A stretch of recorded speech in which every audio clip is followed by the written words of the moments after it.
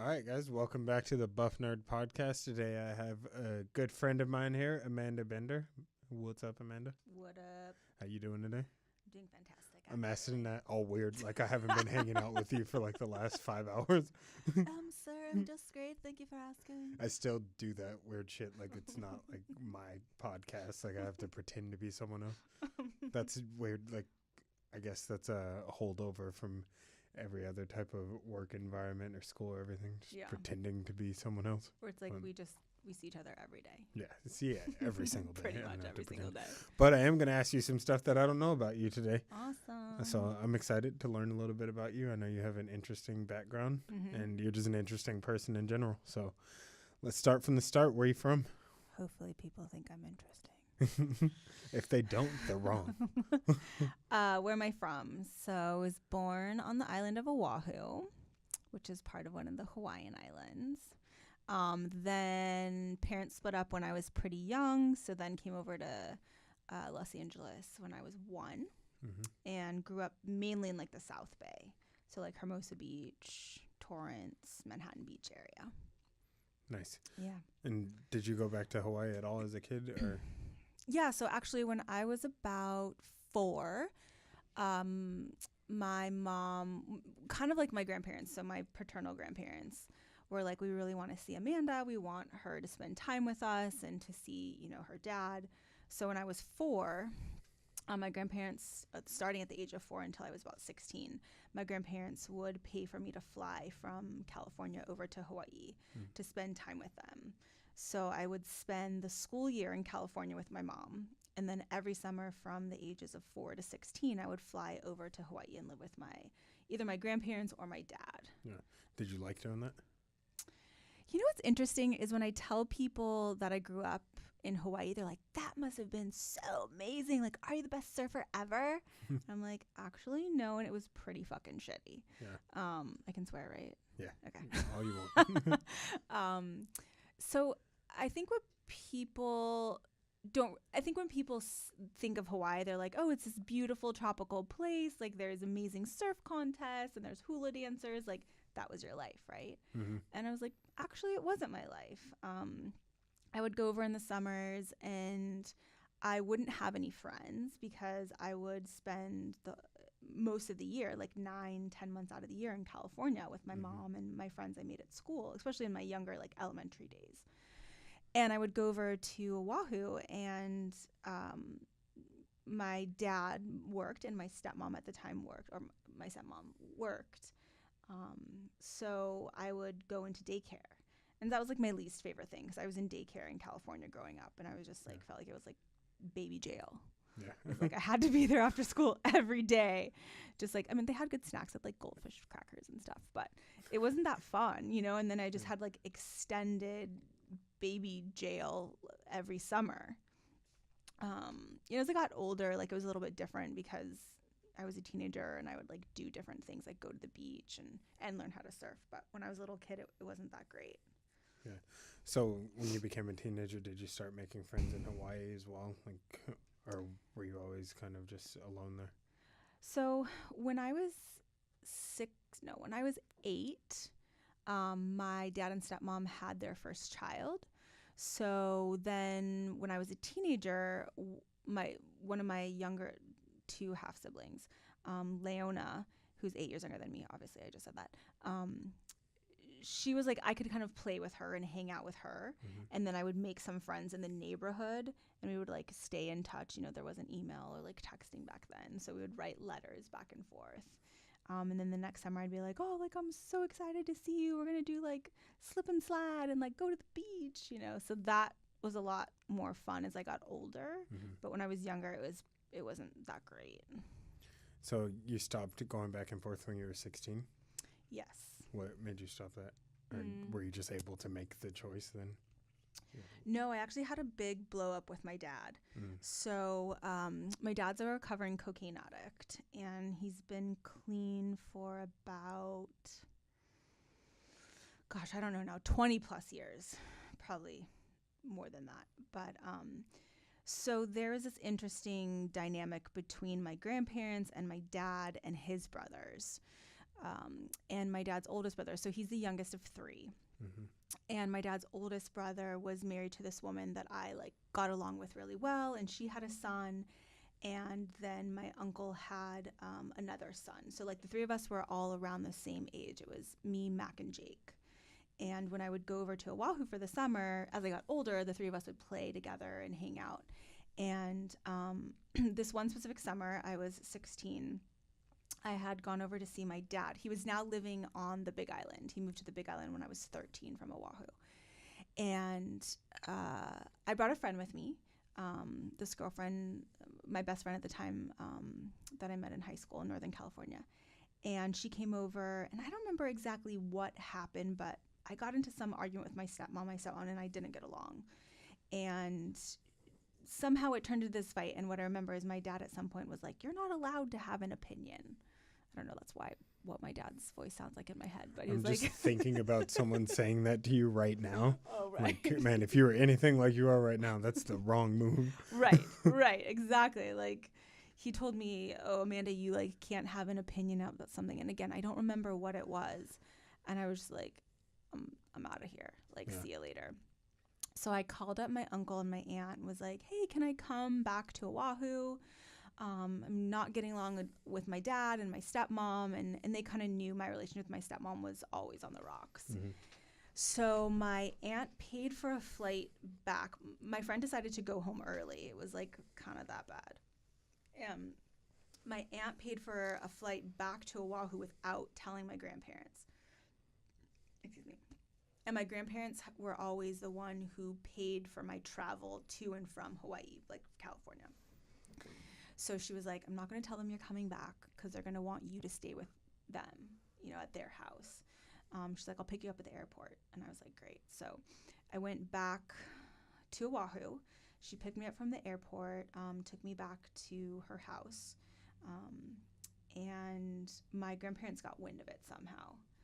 And my grandpa came over, and unbeknownst to me at the time, I mean, I was 16, my grandpa and my uncle, so my dad's oldest brother, had a really rocky relationship growing up. Anyway, so my grandpa comes over, and he's like, "I know Amanda's here." He's like knocking on the door. He's like, "I'm coming to bring her back over to like the house. Like, she shouldn't be here. She should be with her dad." And my grandpa comes in, and he goes to like grab me by the arm, like, "Come on, we're leaving." And my uncle just like comes in hot and like pushes my grandpa, and they get into this fight. And I'm just like, what? I've never seen this happen. I've never seen like any type of fighting amongst my family, like in a physical way. Like they're in like this altercation was happening. And my aunt and I were like, "Oh my gosh, like what's happening?" And he's like, "She needs to come back with us." And they're like yelling at each other. And my uncle's like, "You can't tell me what to do." Just all this like history between them is like coming out. So my grandpa leaves. I'm there with my aunt and my uncle and my cousins. And they're like, "You guys can stay. You can stay here. It's totally fine." And my grandpa had said something. He was like, you're the wedge in the family, Amanda. Like, you're the cause of this." And I called my mom, and I was like, "I just want to come home." I would cry every summer. She would send me there. I would cry, and be like, "Please let me come home. Please let me come home." And she's like, "I really want you to get to know your dad and like spend time with him. Like, I know you don't get to see him during the year," which I've always loved about my mom. She never like spoke like ill of my father in any way. But once I heard my grandpa say that, I was like, I'm too old for this shit. Like, I'm not gonna, like, why am I even here? Why do they want me here? So I left, and then I didn't talk to my dad from age, like, a couple years went by. I didn't talk to him from, like, 18 to, like, 24 after that. So it was, like, a couple years we'd kind of stay in touch, but that's why I stopped going back. Wow. And so we dug in a lot to your summers in Hawaii. What was going on when you were staying over here? And did you say Northern California? So I went to high school in Northern California, okay. But grew up in Southern California, like elementary school. So what was going on in sense of like my life growing up? Definitely. So my mom was a single mom, still is a single mom. And she just like worked super hard to provide for me. And, she tried to do her best. It was like the early 80s. My mom only went to high school. Neither of my parents are like college educated. So she was like, I'm just going to figure out a way to provide for my child. And she was a real estate agent at the time when I was in elementary school. So, I'd go to school and then I'd go to daycare, and then my mom would pick me up when she could. And when I was about, was I maybe like 5 or 6, she got remarried and just didn't pick. My mom's like actually not the best at picking mates, my dad being the first one, and had like, a pretty tumultuous relationship with her second husband. And he was not good. He tried to burn down our house at one point. And my mom was like, okay, like, this is it. This isn't happening. Were you there when he tried to? So what happened was, I guess, I don't really remember. I was like between 5 and 6 years old. So a lot of it is a retelling of my mom sharing, and my grandma at the time saying, like, this is kind of what happened. But I guess something happened where he was like physical with my mom, punched her in the eye. They like got in an argument. And she said that was the first time he was ever physical with her, like punched her in the eye. And then she came to pick me up from school, and we went back to our house. I think we were living in like Torrance at the time. And we go into the house, and he had put all my mom's clothes in the bathtub and doused them with lighter fluid. So when we walked into the house, we were like, what is that smell? Like, what's happening? And my grandma was home. She was living in the back of the house in like a bedroom, and our bedrooms were in the front of the house. And my mom was just like, go into your grandma's room. Like, I'm going to take care of this. So I don't really know what was happening between the two of them. I think she was trying to like kind of talk him down, like, don't light the house on fire. Like, we'll work this out. We'll have a conversation. And the next thing I know, my mom is like running through the house, banging on the door, like, let me in. So she comes into the room, closes the door, and then the butt of the lamp comes smashing like through the door. And we were just like, holy fuck. And so we had a slider in the backyard. We ran out and we went to like our friend's house. And that's the last, his name was Bob Burkhouse, which is kind of an interesting name. But like tried to burn down our house, Bob Burkhouse, You are now on blast, sir. You are now on blast.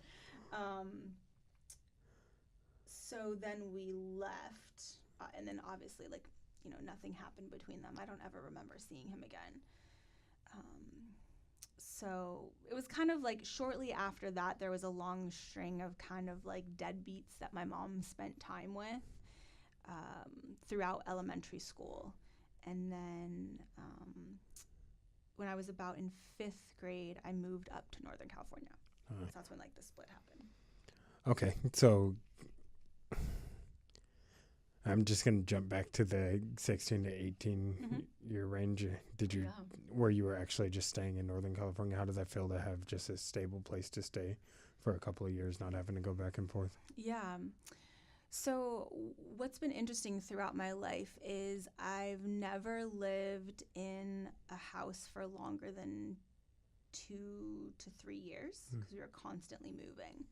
So then when I was 16, let's see, what is that? So high school, right? So we were living in Northern California in a small town. And my dad was still talking to me for a couple years. And, my mom's like, if you want to go visit, like, go visit. And I was like, I really don't want to. And then I guess your question is, how did it feel to be stable? And I'm like, I'm going to go into a story where it wasn't stable again. Right. But like very tumultuous in the sense, my mom had like had it with me, and I was a very sassy kid, as I am, still now. And sassy kid Bender. She couldn't really control me in a sense, like, because she was working full time, and I would say I was going to go to school, but I wouldn't. Like, I would stay home and I would, like, play, you know, Duck Hunt or, like, RC Pro-Am on my Nintendo. You know, like, I'm not going to school.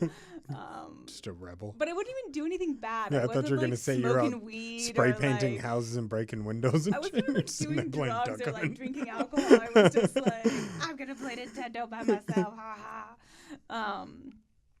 But I don't know. My mom had kind of been fed up with me because she would get home and she'd be like, why don't you go to school? Like, your grades are really bad, like my first couple years of high school.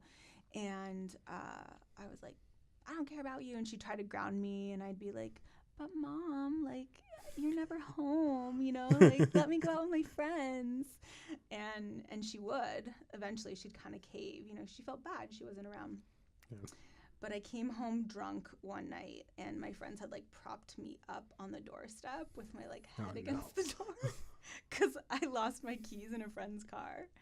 And she's like, I just had it with you. Like, I'm going to send you to live with your dad, which was, like, her biggest threat to me because nothing else really, like, worked. She wasn't like, I'll take your car away because I didn't have a car, or, like, I don't know, like, you won't get allowance. I didn't get allowance, you know, or, like, you can't hang out with your friends. So I just would anyway.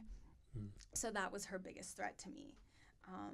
And I remember her and my dad having this conversation, and she's like, well, I'm going to send her to live with you, and you just have to deal with it. And my stepmom was like, not about it. She's like, I have my own 2 children, you know, and I'm not ready to, like, take on another kid. Excuse me. So that was kind of a turning point in my relationship, like, with my mom. I was like, okay, like, you don't want me, that sucks. And that's not really what she was saying. Mm-hmm. She was just saying, I'm overwhelmed as a mother and I But don't that's know how what you to felt. do. That's totally how I felt at the time, yeah.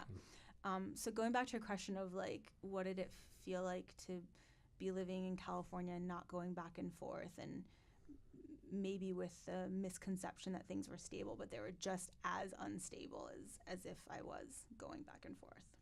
Okay. And so what happened? Like, you didn't end up moving back with your dad? You stayed with your mom, finished high school, and then... Yeah, I actually wrote my mom this long letter, like, apologizing, you know, like, oh, I love you, like, I'm just rebellious because I can be, and, like, like, I know you're, like, hardworking and things like that. What was your question? So what happened after that, after high school? So after high school, so I did pretty shitty my first 2 years of high school. I was pissed that my mom moved me from San Jose to Saratoga. Saratoga is a pretty small, affluent town.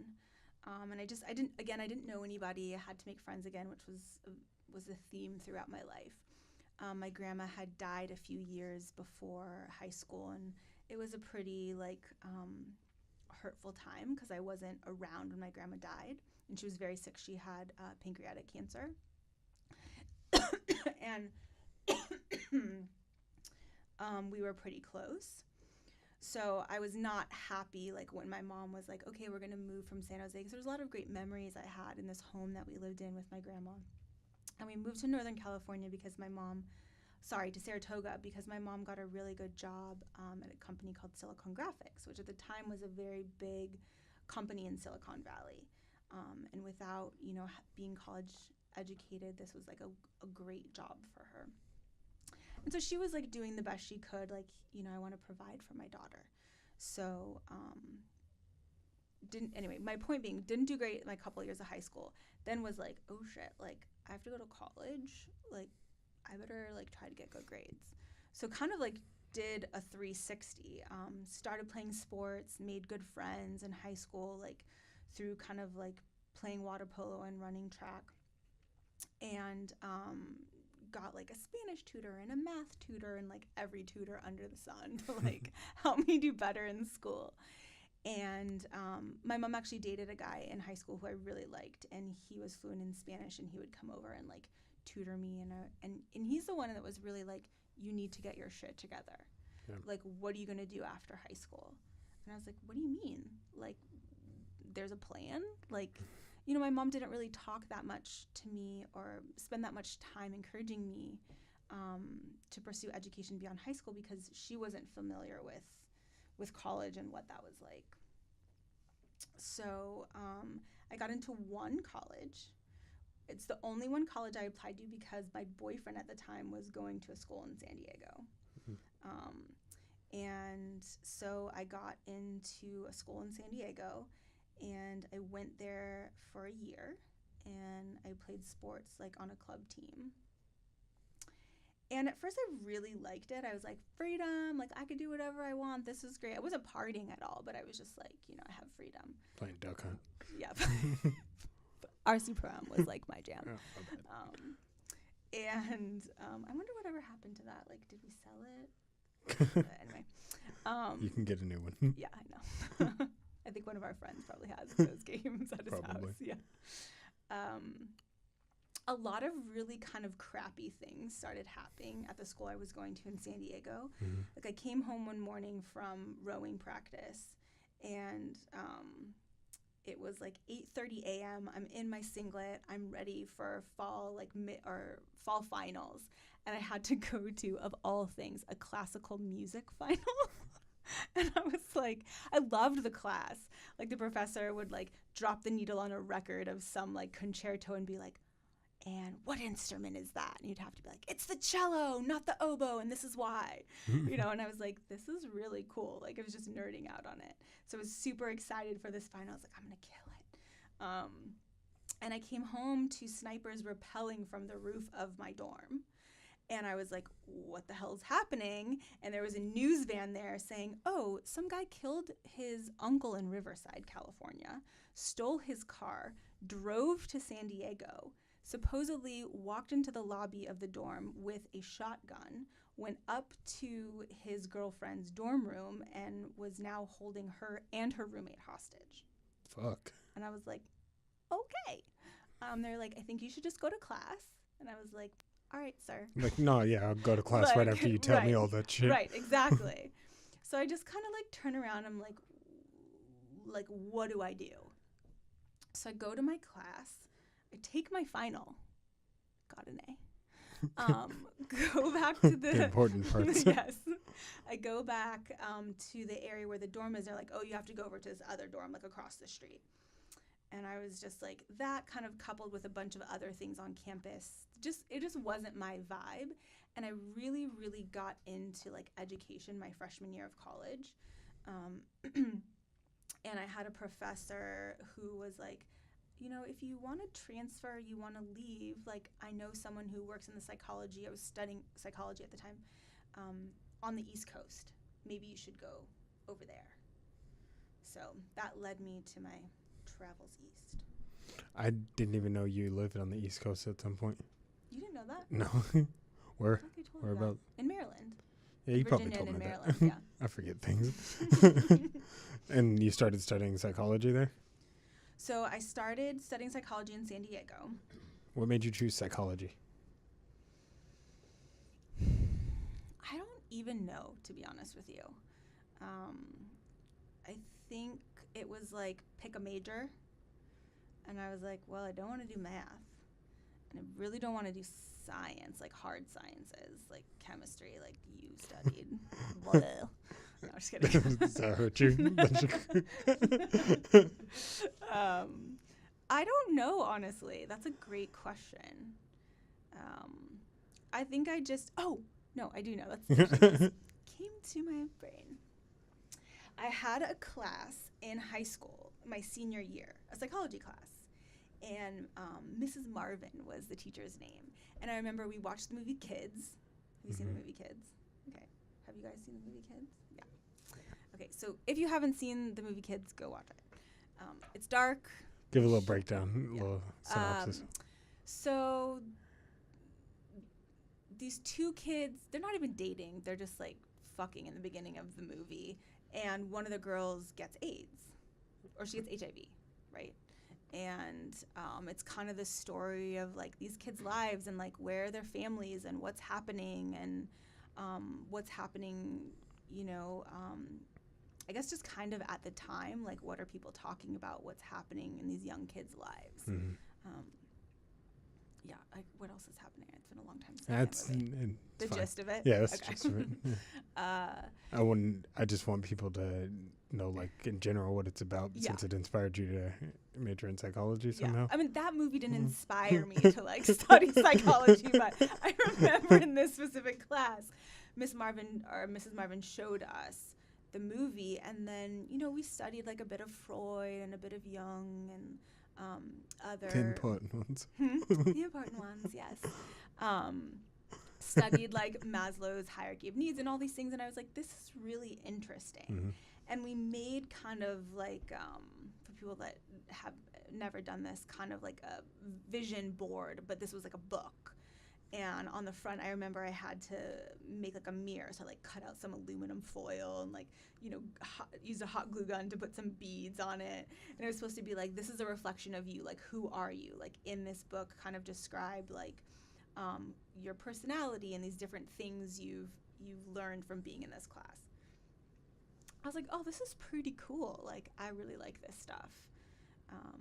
And so when it came to applying for a major, I was like, oh, kids, book, aluminum foil. I'm going to go with psychology.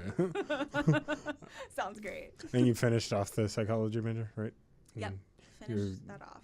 I don't know if I'm skipping things or not, but I know at some point you're actually a therapist as well, right? Mm-hmm. Practicing therapist. How'd you get into that? Yeah. So actually what's kind of funny is before I went to grad school for clinical psych, I started a MFA in poetry.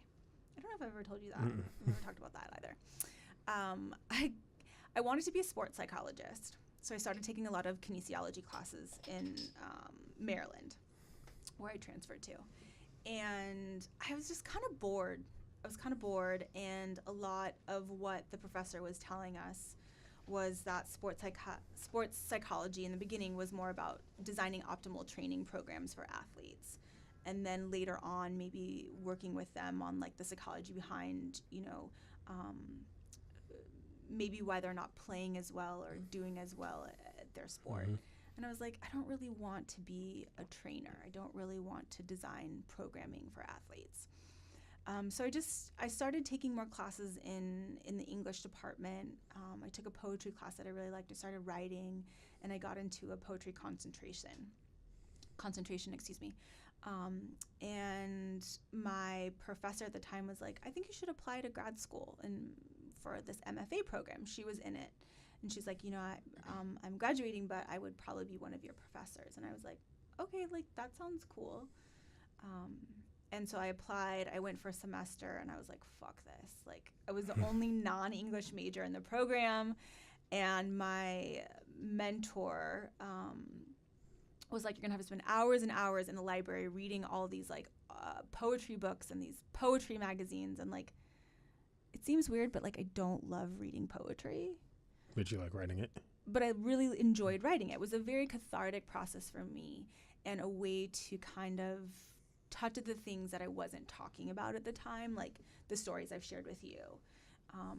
And it was a great release for me, but I didn't love reading. So I quit. That was, like, the first thing I ever quit in my life was I quit that program. And I was like, and now what am I going to do? So I was like, get me the fuck out of Maryland. I need to go back to California. So I came back to California and went to grad school here in California.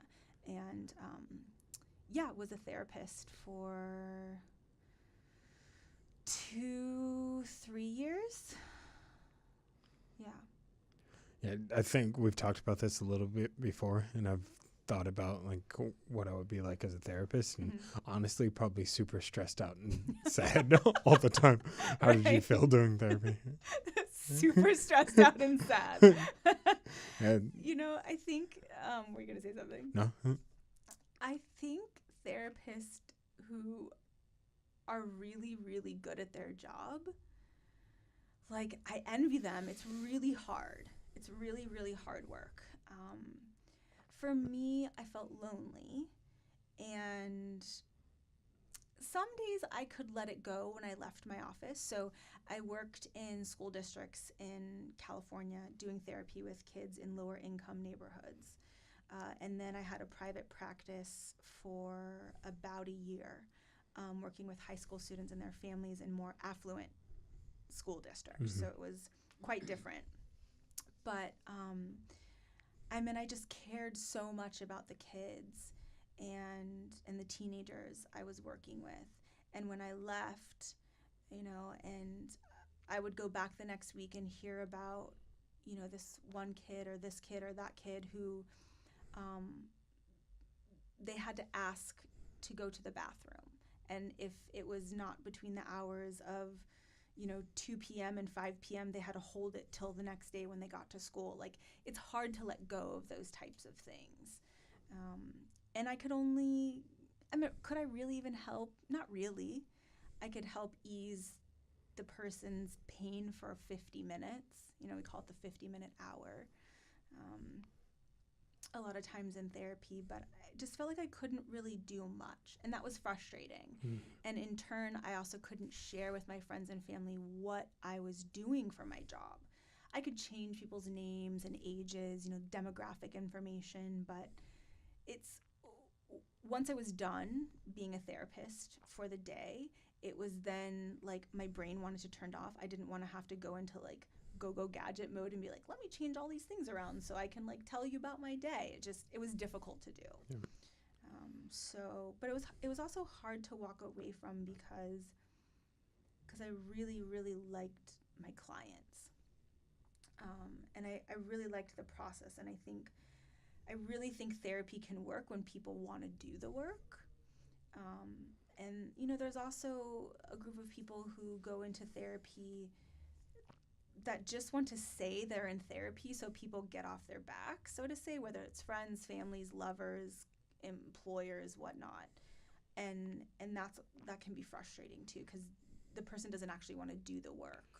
This might be too complicated of a question to really explain it, but how can you tell when that's the case? Like if someone is just doing it for someone else maybe and not really willing to do the work? I think a couple things happen. One thing that happens is the person, as a therapist in the room with the person, I could see that changes weren't happening. So the person would come back to therapy with the same problem, the same poor, unhealthy behaviors, the same reactions, the same negative self-talk, dialogue, etc., whatever it was, but they would still be asking for help. And I'm like, wait a minute, no one changes in 6 months or even a year. Actually, some people can, but the process often takes a lot longer than that. But when someone continually comes back asking for help for the same thing, but has the tools to change and is not using them, I think that's one indicator. The other indicator is like they literally will say like, I was talking with my mom and we were going through the same, unhealthy thing we do or same argument, and would hear things like, but Mom, I'm in therapy. And it's like, okay, well, you're probably just here because you want to look the part, but you're not actually playing the part. You're not actually doing the work. Yeah. I wonder, do you remember any of like on a high level, like differences between the affluent neighborhood and people you treated in like the inner city? Oh, for sure. Are you kind of wondering like what the differences were, or? Yeah, like were you kind of treating the same illnesses or problems a lot of the times with different causes, or did you see like a higher incidence of different kinds of mental illness or different kinds of just issues that people were facing in one particular place? For me, treating kids and teenagers or tweens, like the age in between, obviously a common problem is like parents and the parenting style. Now that has different kind of offshoots. So like, in lower SES socioeconomic, populations, the issues were there were many children living in one home and kids weren't getting enough to eat. They weren't doing their homework. They weren't able to use the bathroom when they need to because there was too many people and they could only use it during a certain time. they just didn't have the things that one would think a child would need in order to function on a day-to-day basis in like a school environment. You know, they'd lose books, parents would steal things from the kids. So those were some of like the issues that would trickle down from like poor parenting. And then poor parenting, is that really what you want to call it? Just poor environment. Parental issues, right. And then with the kids and the teenagers I would see from the more affluent areas, it was like my parents are getting divorced, or I'm being bullied at school, or I am the bully at school. The parents would bring, you know, the teenager in. And how do we kind of help, you know, help my child not be a bully? So those are the things that I kind of remember. So still issues with like parenting and those types of things, but they just reared their ugly heads in different ways. Yeah. I imagine it would be really hard to go through therapy with someone who is kind of forced to be there anyways. I can't imagine as a kid, like, if someone told me I had to go to therapy, like I probably would sit there silent or something. Yeah. I'd probably not talk. I'd probably talk their goddamn ears off, but not about anything important. Like, I probably wouldn't care or be really motivated. It seems like a weird thing to be forced into going to therapy. I feel like half the work is like wanting to be there and like feeling like you should be there and like you can actually get some value out of it. And that exact scenario happened to me. So after my mom, you know, when I was in high school, my mom said she wanted to send me away. She's like, okay, well, you know, we need to do something about this relationship. So we went to therapy, and I was like, I don't want to go to therapy. So we sat in this office together, and I literally said nothing. And my mom cried. I remember she cried in the car ride home and was like, why don't you want to do this? Like, I'm trying to help us. And in my mind, I think at the time, looking back, I would have just wanted like her to communicate with me in a different way, but she didn't know how to. So I think she was trying to bring in another person to help because she didn't have another way of communicating with me. Mm-hmm. So when I would see teenagers in my office who didn't want to be there, I would just build rapport in that way. I'd be like, fuck, I've been in your shoes before. Like, I've sat in that chair and not wanted to be in the office. I was like, but we can use this time however you want. You know, I would say that to, you know, the teenager sitting in front of me or the kid sitting in front of me. Like, what do you want to talk about? And all these kind of other things would come up for them. And I think in turn, just having an outlet that wasn't a parent or wasn't someone in academia to kind of tell them what to do and what not to do. And I wasn't like a peer to them because I wasn't doing the same things they were doing outside of the office. A lot of times the kids would be like, okay, well, they would choose whatever they wanted to talk about, and somehow in turn that would help their relationship with their parents because they felt like they had an outlet, like someone to really listen to them. Yeah. So did you think about your childhood a lot when you were talking about these kids? Or talking to these kids? Yes and no. Like, you know, everyone has baggage and has dysfunction in their family. And at some points I was just like, I would leave the office in tears because I was like, wow, this kid has it rough. And sometimes I would leave the office and be like, you son of a bitch, like, you have a great fucking life and you're such a bastard. Like, get it together, you know? So I think I would oftentimes vacillate between those two mindsets, and I'm like, okay, I'm driving myself crazy. But it would definitely come up, and I had to be careful of not letting my own experiences influence me as a therapist in the room with the kids or the teenager. But in some ways it innately does, and I think it's what allowed me to connect with the kids and the teenagers, because I was like, yeah, you know, I didn't have an ideal childhood, so to say. I would never use the word perfect, but ideal childhood. I don't know if that really answers your question. Yeah, definitely. And So when you actually decided to step away from therapy, what was that process like? Was it just like a decision one day, or did it take a long time to come to actually leaving, or to leave make the decision practice. to leave? Yeah. I started working in a more creative industry, and kind of tying back into kind of the poetry stuff. I didn't go back to writing poetry or anything, but I started kind of getting into merchandising and fashion and things like that. And I found that I felt a lot better. And I was like, okay, so I started working at some boutiques in Orange County part-time while I was still a therapist. And I was like, this just feels better. Like, I'm not taking anything home. It's kind of a no-brainer for me. And I was able to provide for myself and like make a living that way for a while. But then a few years later, kind of came back to psychology and not therapy, but research, because I thought I wanted to like be a university professor and do a bit of research. So I left kind of psychology for a few years. I'd say a couple of years, 2 years, and then went back. And what happened when you went back? Like, what was that like?